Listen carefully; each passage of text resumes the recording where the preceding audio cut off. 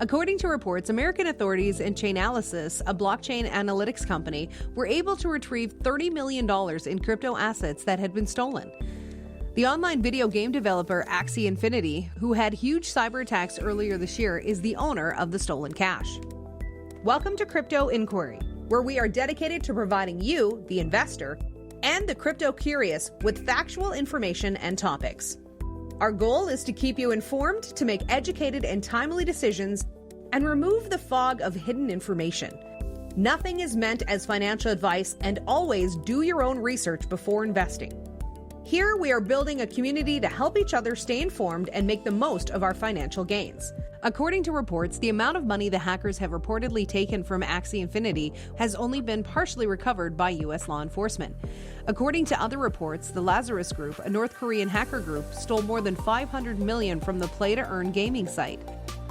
To determine if the organization can recover further stolen property, authorities are currently keeping tabs on the group's operations. The most recent development, however, is a significant victory for both enforcement agencies and the digital currency sector. Chainalysis claims that this also marks the first time that the Lazarus Group's stolen cryptocurrency assets have been recovered.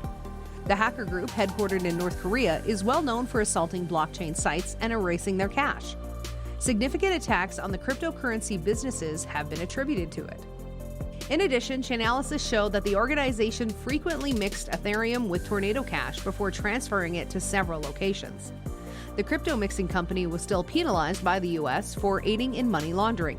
The Lazarus Group technology offers a different means of transporting stolen goods. Their most recent strategy involves converting money into various currencies through blockchain bridges. However, Chainalysis stated that it can monitor token flows between chains. The tracking program verified that the majority of Axie Infinity money that was stolen is still being held in the blockchain. This demonstrates how challenging it is for the attackers to relocate the stolen goods to turn them into fiat. Because Chainalysis had the resources to pursue stolen money, it predicted that more of the same recovery will occur. Several U.S. senators have challenged CEO Mark Zuckerberg to demonstrate that the social networking site is serious about combating crypto frauds on its platforms as Facebook parent firm Meta continues to develop its new metaverse project. The group, chaired by New Jersey Democrat Bob Menendez, wrote to Zuckerberg demanding details on the company's efforts to prevent cryptocurrency-related frauds on websites including Facebook, Instagram, and WhatsApp.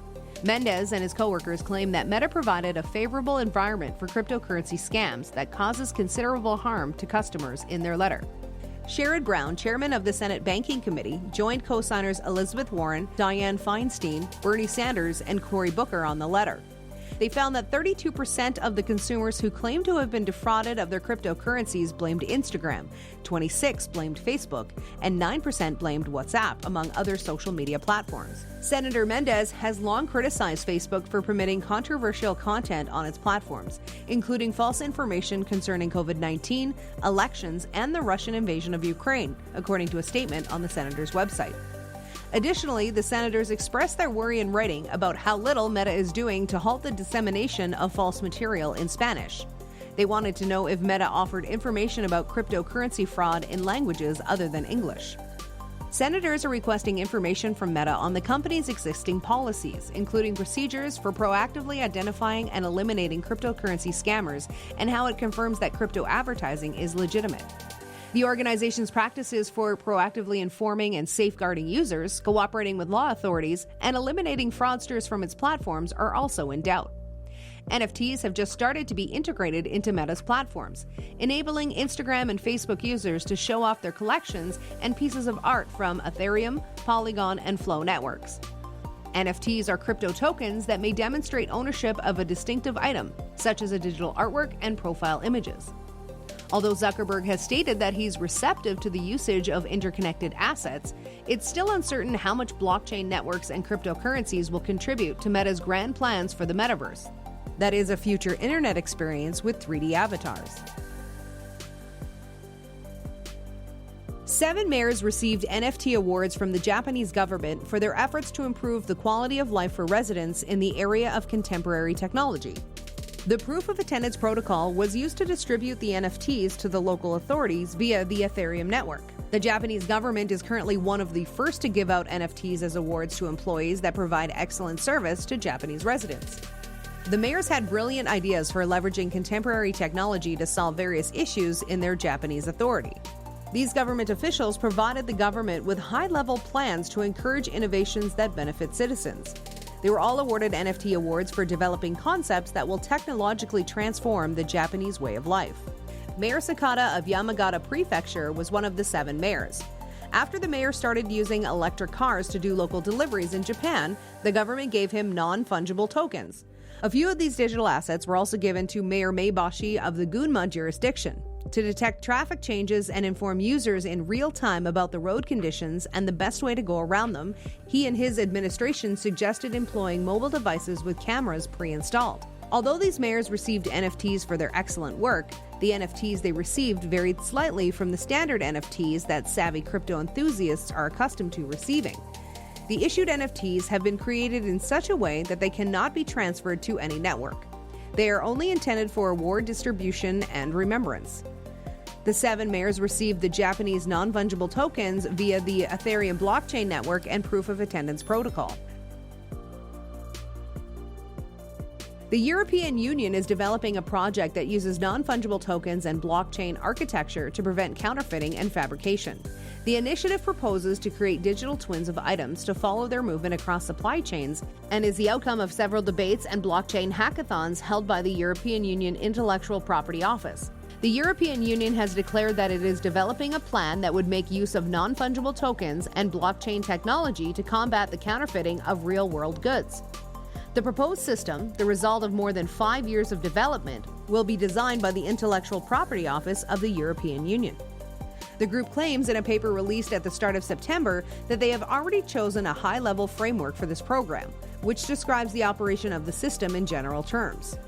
Intellectual property owners will issue digital tokens, twin NFTs, to prove the legitimacy of a group of produced goods. The owners of these intellectual property rights must initially be registered as authorized signatories to create these commodities on the tracking blockchain. It is crucial to remember that the European Commission has long been researching the possibilities of blockchain technology, particularly in terms of countering product theft and counterfeiting. According to Europol, fake or printed goods made up to 2.5% of worldwide commerce, or around $461 billion, and the problem is even more severe in the EU, where they make up nearly 5% of all imports. The technology will enable supply chain tracking as goods pass through several checkpoints, giving intellectual property owners peace of mind that the goods being sold in stores are authentic. By the end of 2023, the European Union Intellectual Property Office wants to have a working system. However, the European Union Intellectual Property Office will need to develop a registration system that would bring together all of the EU's intellectual property owners, logistical operations, and merchants to accomplish this aim. The network's developers have implemented several tests in the run-up to Ethereum's much-anticipated merging to ensure everything runs without a hitch when the second-largest cryptocurrency by market cap switches to proof of stake. The historic and significant update, which is anticipated to take place between September 13th and 15th, was completed by Ethereum, according to its developers, who claims that it had its absolute last dress rehearsal. The 13th shadow fork of the Ethereum mainnet appears to have gone off without a hitch. Shadow forks are concentrated tests of certain portions of the merging that look for issues and replicate the process of changing the Ethereum mainnet's underlying mechanism from the present proof-of-work mining system to proof-of-stake, which will put a stop to mining on the network. The Ethereum network experienced some issues recently when Bellatrix, a crucial pre-merge update, caused its missed block rate to increase by almost 1,700%. The missed block rate statistic gauges how frequently a block of transactions scheduled for validation is not validated by the Ethereum network. This problem typically affects 0.5% of blocks, but in the hours after the Bellatrix update, that percentage shot up to 9%.